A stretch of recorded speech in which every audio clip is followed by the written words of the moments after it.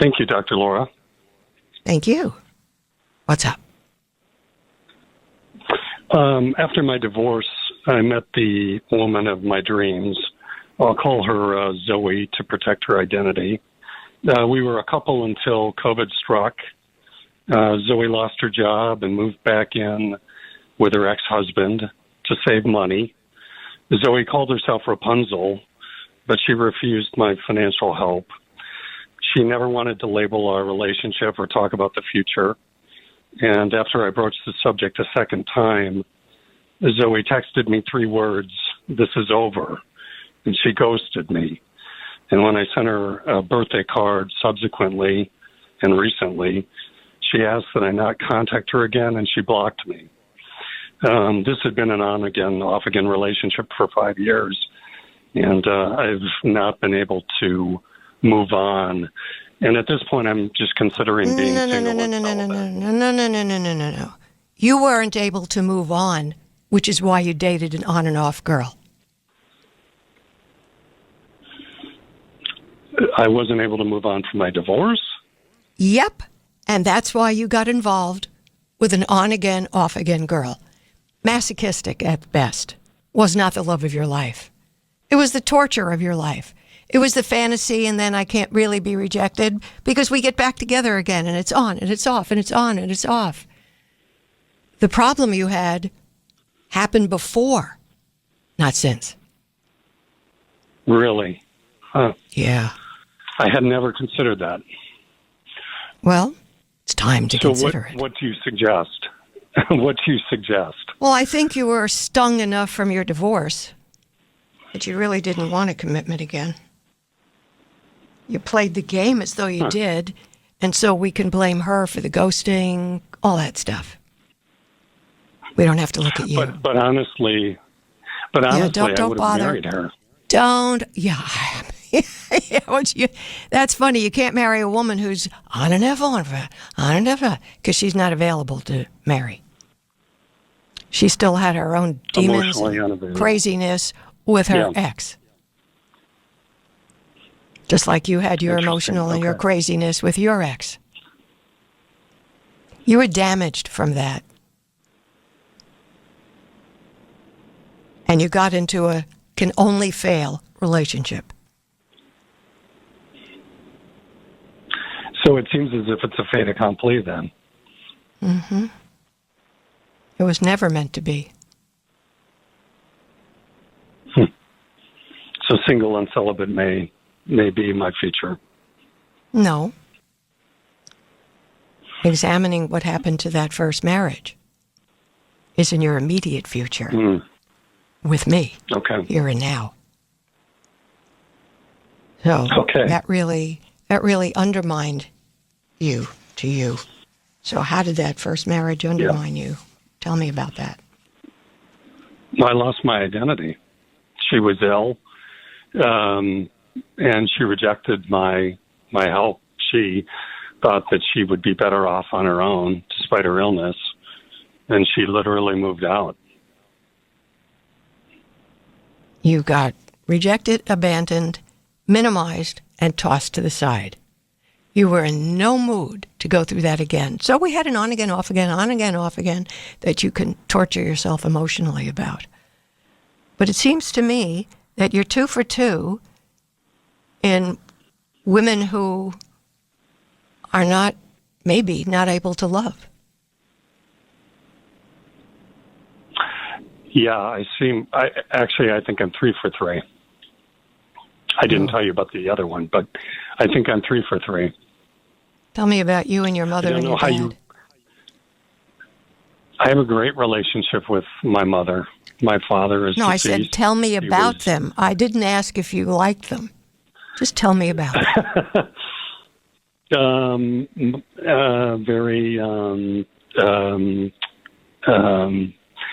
Parents that were very restrictive. I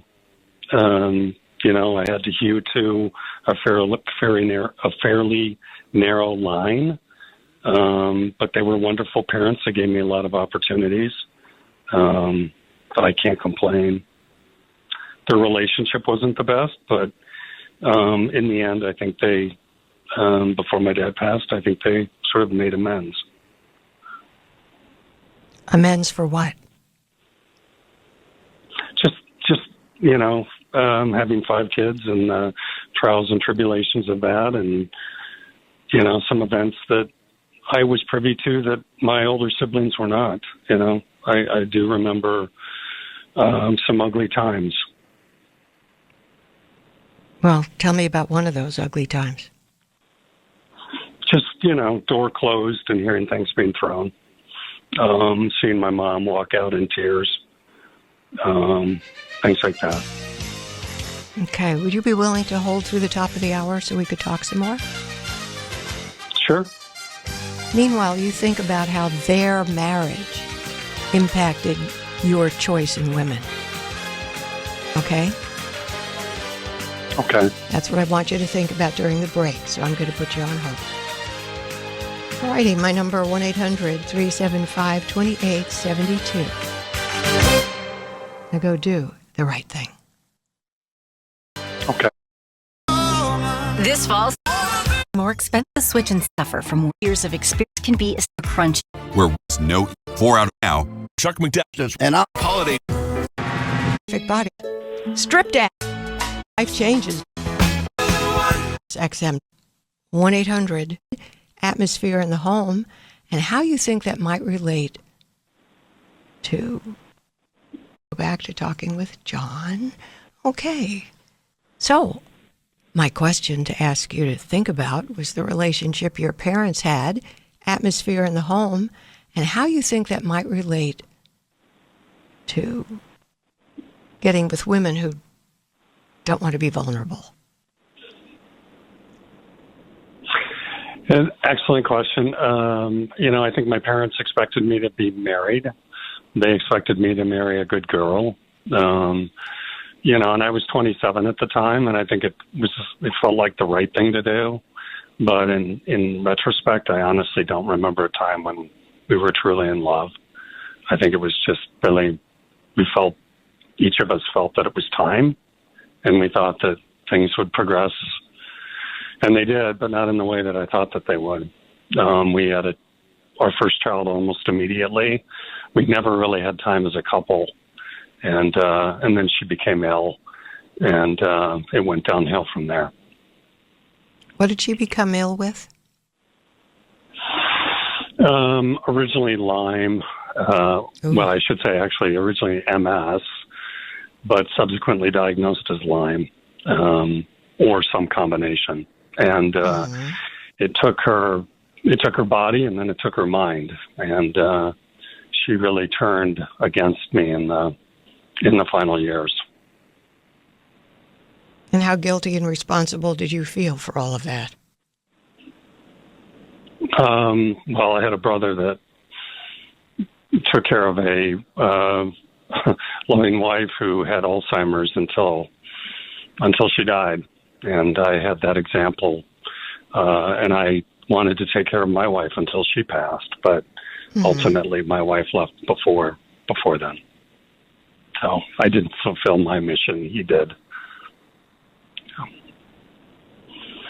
How guilty and responsible do you feel that she left and wouldn't let you help her?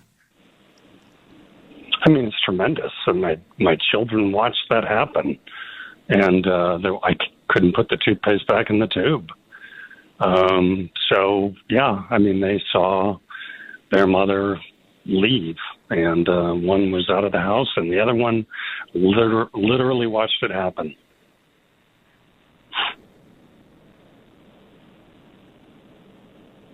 And what did that leave you feeling?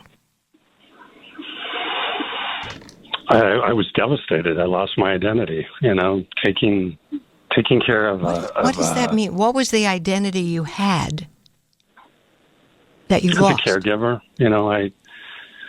I morphed from being, I think, what a traditional husband would be to more of a caregiver. I started doing more and more around the house in addition to my day job. And I didn't complain, but I guess I was humiliated that she would rather be alone and struggle physically than be with me. Did she yeah, ever explain why she would prefer that? She said to me, I don't want to grow old with you. Because? And because? there was no because. That was it. That's all I got. But that was enough. That's, that's brutal to hear. So then we get this flighty one with an ex-husband. Up, down, in, out, in, out. But literally, right. But she had suffered, she had been abused. And you were going to caretake her and make age. up for the failure you had with the wife of your kids. Maybe. But I don't fell maybe in love me. with her. Sit with that for a moment. Don't maybe. Sit with that. But I fell in love with her instantly, even before I knew. Nobody falls in love instantly. That's your fantasy because you wanted to repair your loss of identity, your humiliation. And so that's it. I'm in love and I'm going to take care of this one and this one's going to work. Please, sir. Okay. Nobody loves immediately. Nobody. It's not possible. Because to love somebody, you really need to be in total awe, admiration, and respect. And that takes a long time to develop. But desperate need happens immediately. Here's second chance to do better. To get my identity back. And then she walked out. So your next notion is, that's it, no more women. Yeah, I mean, it's hard to be rejected repeatedly. Yes, the first time you didn't have control. The second time you walked into because it was an attempt to repair the first time. So the key to this, don't think you have fallen in love immediately and don't get a needy woman. Get a healthy one. Yeah. It'll change everything. More to think about, sir. My number, 1-800-375-2872. Mary, welcome to the program.